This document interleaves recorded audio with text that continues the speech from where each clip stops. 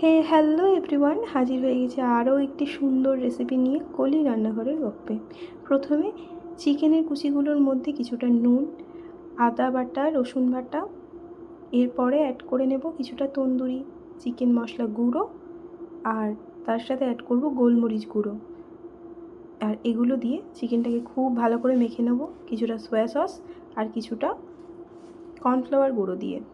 ব্যাস, আজকে আমি বানাতে চলে এসেছি একটা ভীষণই সফট আর জুসি চিকেন দিয়ে চিকেন স্যালাড, যেটা আমি একদিন ডিনারে খেয়েছিলাম। আপনারা চাইলে যখন ইচ্ছা খেতে পারেন।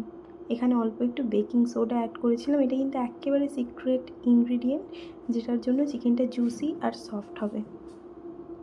একবার ট্রাই করে দেখতে পারেন।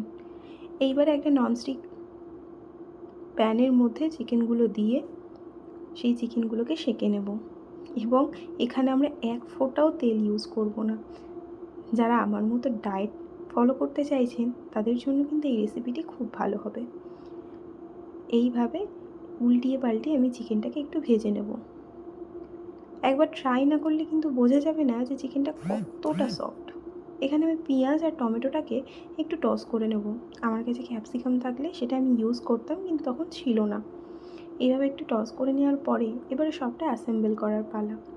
একটা বাটির মধ্যে ভেজে নেওয়া চিকেনগুলো, মানে ড্রাই রোস্ট করে নেওয়া চিকেনগুলো, তার সাথে শসা আর টমেটো কুচি আর পেঁয়াজ কুচি, পেঁয়াজ আর টমেটোটা যেটা আমি কড়াইয়ে একটু নেড়ে নিলাম। তারপরে দিলাম দই, একটু নুন, একটু গোলমরিচ গুঁড়ো, ভালো করে মেখে নিলাম। আর লাস্টে আমি একটা সিক্রেট সস ইউজ করেছিলাম, এটা একেবারে অপশনাল। এই সসের টেস্টটা আমার খুব ভালো লাগে, তাই অ্যাড করেছিলাম। জানতে চাইলে একবার কমেন্টে জানাবেন, আমি জানিয়ে দেবো।